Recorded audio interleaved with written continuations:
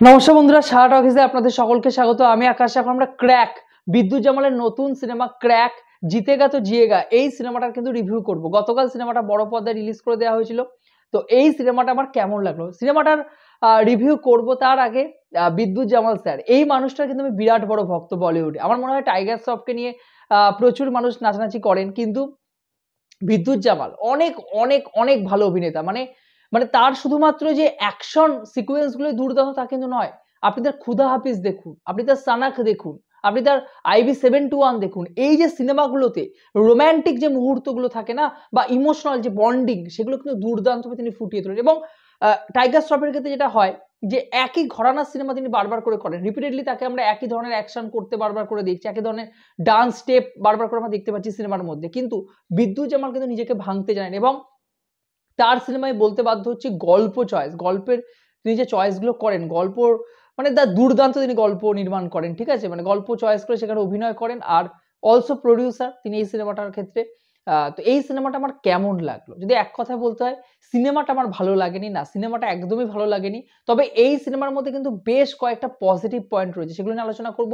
কেন সিনেমাটা খারাপ, এত বড় লার্জ স্কেলে সিনেমাটা তৈরি করা হয়েছে, ভালো প্রচার করা হয়েছে সিনেমাটার, ভালো অর্জুন রামপাল রয়েছেন, নোরা ফাতেহি রয়েছেন, তো আরো ভালো ভালো শিল্পীরা রয়েছেন, বাইরে থেকে অনেক শিল্পীকে নেওয়া হয়েছে। তো তারপরেও সিনেমাটা কেন ওয়ার্ক করছে না, কেন আমার কাছে খারাপ লাগলো, সেটা অবশ্যই আপনাদেরকে বলবো। তার আগে সিনেমার গল্পটা নিয়ে আলোচনা। এখানে আমরা দেখতে পাচ্ছি সিদ্ধু ক্যারেক্টারটা, যেটা কিন্তু বিদ্যুৎ জামাল নিজে প্লে করছেন। তার ভাইয়ের ক্যারেক্টারটার নাম হলো নিহাল। একটা আনআইডেন্টিফাই জায়গা রয়েছে এই পৃথিবীর মধ্যে, কোনো একটা জায়গা যেখানে কিন্তু ময়দান, মানে একটা গেম খেলা হয়। 3টে লেভেল থাকে গেমের, যে 3টে লেভেল পার করতে পারে সে কিন্তু 80 কোটি টাকা প্রাইজ মানি পায় আর কি। তো নিহাল, বিদ্যুৎ জামালের ভাই, এই গেমটা খেলার জন্য বেরোয়, কিন্তু 4 বছর আগে তার ভাইয়ের কোনো কারণে সে আর ফিরে আসে না। সে কি মারা গেছে, মারা গেল কিভাবে, সে মারা গেছে গেম খেলতে খেলতেই মারা গেছে না, তার মৃত্যুর পেছনে অন্য কোনো রহস্য লুকিয়ে আছে। দেব এই গোটা ময়দানটাকে যে পরিচালনা করেন, যে ক্যারেক্টারটা কিন্তু অর্জুন রামপাল নিজে প্লে করছে। তো 4 বছর পরে তার দাদা আর কি, বিদ্যুৎ জামাল নিজে এই গেমটা খেলার জন্য সেখানে যান। যাওয়ার পরে এক একটা করে কিন্তু রহস্যের খোলসা হয়, এবং 3টে লেভেল কি শেষ অবধি বিদ্যুৎ জামাল প্লে করতে পারবেন, শেষ অবধি গেমে কেউ উইনার হবে, সেটা জানার জন্য আপনাদেরকে ওই গোটা সিনেমাটা কিন্তু দেখতে হবে। তো এই সিনেমাটার যদি পজিটিভ পয়েন্ট নিয়ে কথা বলি, আমার কাছে পজিটিভ পয়েন্ট কিন্তু খুব কম, তবে রয়েছে। এই সিনেমার প্রথম পজিটিভ পয়েন্টের গল্পটা কিন্তু খুব স্ট্রং, একটা নতুন ধরনের গল্প। বলিউডে আপনারা এর আগে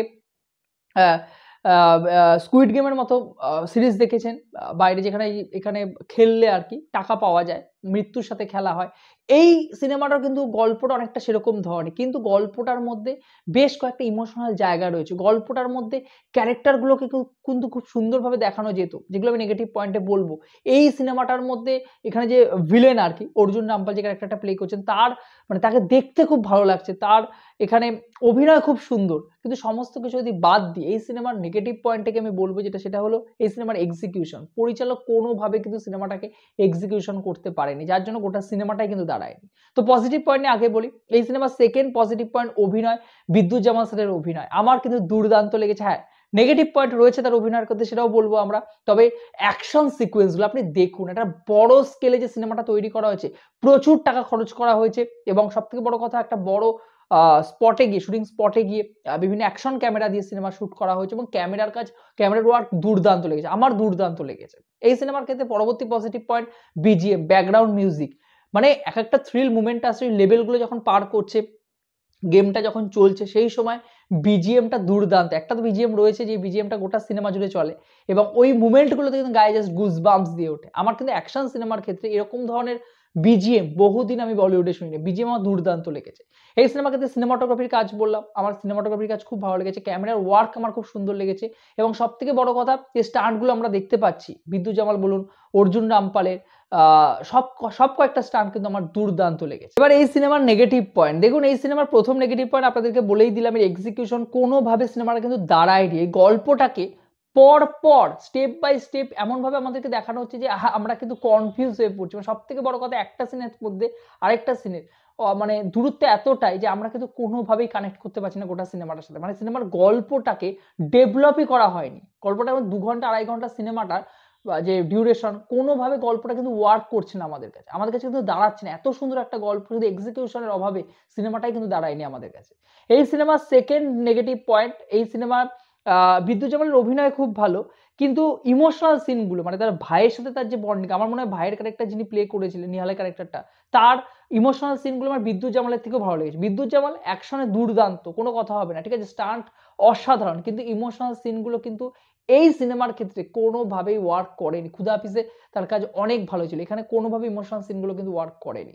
এই সিনেমার ক্ষেত্রে পরবর্তী নেগেটিভ পয়েন্ট, এখানে কয়েকটা কমেডি সিন রাখা হয়েছে, কিন্তু কমেডি সিনগুলো এত ক্লিশে বা এত চিপ কোয়ালিটির, আমাদের কোনোভাবেই কিন্তু হাসায় না, বরং গোটা সিনেমাটাকে মানে অ্যাভারেজ বানিয়ে দেয়। একটা সিনেমা যতটা আপনি ভালো করতে পারেন, এই সিনগুলো থাকার পরে সিনেমাটা আরো নিচের দিকে নামিয়ে দিচ্ছে। এই মানে ডায়ালগ এই সিনেমার ডায়ালগ অতীব জঘন্য, এবং তার সাথে এই কমেডি সিনগুলো কিন্তু কোনোভাবেই আমার কাছে ওয়ার্ক করেনি। এই সিনেমার ক্ষেত্রে নোরা ফাতেহির ক্যারেক্টারটা, মানে তার ক্যারেক্টারটা মানে ক্যারেক্টারের কি ভূমিকা ভাই? তার ক্যারেক্টারটা কেন রাখা হয়েছে? এমনিতেই সে, তাকে বলিউডে আমরা আইটেম সং এ নাচ করতে দেখি, ঠিক আছে। তা বলে একটা গোটা ক্যারেক্টার তাকে সিনেমার মধ্যে দিয়ে দেওয়া হবে? এরকম একটা গুরুত্বপূর্ণ সিনেমায় এত ভালো একটা ক্যারেক্টার, আর কেউ ছিল না এই ক্যারেক্টারটা করার মতো? আমাদের রুক্মিণীকে দিতে পারত। যাই হোক না কেন, তার ক্যারেক্টারটা কোনোভাবেই আমার পোষায়নি, এবং গোটা সিনেমায় কিন্তু জাস্ট ধেড়িয়ে দিয়েছে তার কাজটা।